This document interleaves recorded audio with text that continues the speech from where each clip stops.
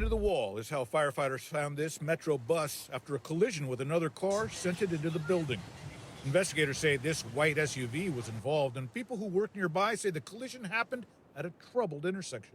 I see, yeah, like cars coming up, getting cut off, I think, by cars trying to jet across. Metro says that white SUV tried to turn in front of the oncoming bus, but struck it instead, causing the bus driver to swerve and plow through the wall of a warehouse. Inside, a charity group called Skate Like a Girl was hosting a program for dozens of young people. Thankfully, nobody was standing in that area. Everybody was kind of on the other side of the building. Skate Like a Girl offers indoor skating to marginalized populations with a focus on girls and trans folk. I just want to make sure that the youth that were in the building are okay mentally, because this was a traumatic event. But this bus crash has put the nonprofit's youth programs in jeopardy. The building is off limits while a structural engineer assesses the damage, and Skate Like a Girl is scrambling. Ideally, of course, we are trying to get another space where we can host our programs. Investigators say about 25 people were aboard the bus, another 30 were inside the warehouse, and amazingly, no one was hurt. It's unclear if the driver of the SUV will be cited, but the immediate concern is finding another large indoor space where Skate Like a Girl can continue to serve young people. And right now we're postponing and working with our community partners to figure out a new location. Joel Marino, KOMO News. A bus crashed into an indoor skate park last night in South Seattle. Take a look at this picture that Skate Like a Girl Seattle shared on their Instagram story overnight. It shows the bus on top of a skate ramp inside there. Fortunately, no one was seriously hurt. Mo Hyder joins us this morning. So, Mo, that bus was there all night. Has anyone been out to assess it yet?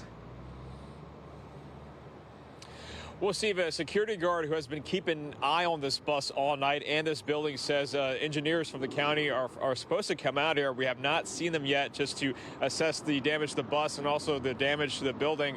Go ahead and take a look here.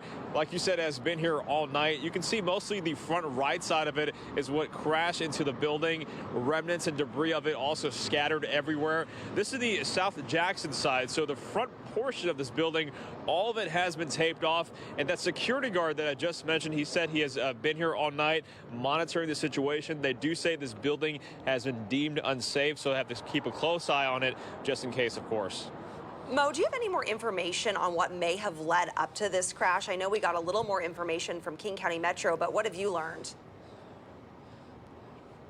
Yeah, they did say the bus was actually headed east when this happened last night, and someone coming from the opposite direction, the west side, cut him off. And to avoid colliding into that car, the bus driver swerved and instead crashed into this building here. So again, it was because of an accident that was about to happen. The bus driver was trying to avoid colliding into that car that was coming from the opposite direction. Luckily, the good thing is no one was hurt. I'm also being told by King County Metro about 25 passengers were inside the bus when this happened. Luckily, they were able to get out safely. No one was hurt. That includes the driver as well. Amazing that no one was hurt there. And as we mentioned a moment ago, Mo, Skate Like a Girl Seattle posted on their Instagram story, you may have seen this, about the crash. Have you reached out to them? And if so, if there was any sort of response, what did they say? Yeah, I just spoke to them a little while ago, Steve. So Skate Like a Girl is a nonprofit. This is their Seattle chapter, and this is their only indoor facility. What they do is they hold special programs for youth and students. Every Wednesday, they have a free session. That's actually what was happening last night when this happened. And you can imagine they're just simply devastated because they don't really know if this building is going to be salvageable or not. Another problem is this is, like I said, the only indoor facility they do offer in the Seattle area, which a lot of kids use for after-school activities and things of that nature. There were about 30 students inside when this happened. Luckily, no one was hurt. They were all able to make it out safely. But the thing is now, what's going to happen next? Is this building salvageable? What are they going to do for after-school activities now? They're also looking for donations. But the big question is, though, they're just looking for a new space. Only time will tell. Oh, Mo, this is their only indoor facility, and we know how badly they need indoor facilities, especially when it's raining. We've got an atmospheric river coming our way right now, and now they don't have a facility that they can be covered under when they're skating. That is just too bad.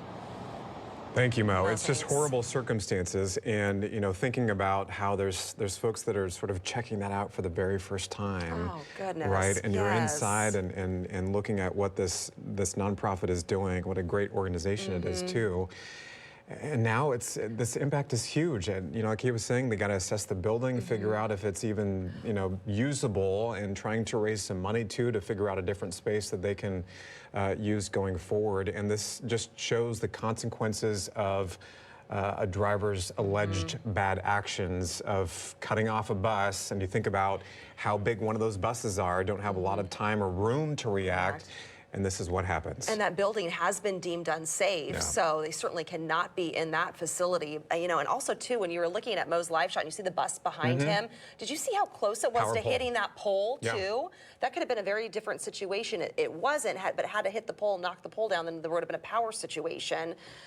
Oh, goodness, just how terrible. And it's still unreal to see. I don't know if we have the video from that Insta story again, but it's still unreal to see that, they posted video from the inside. Here it is again. And literally the front half of that bus just plowed through the wall there.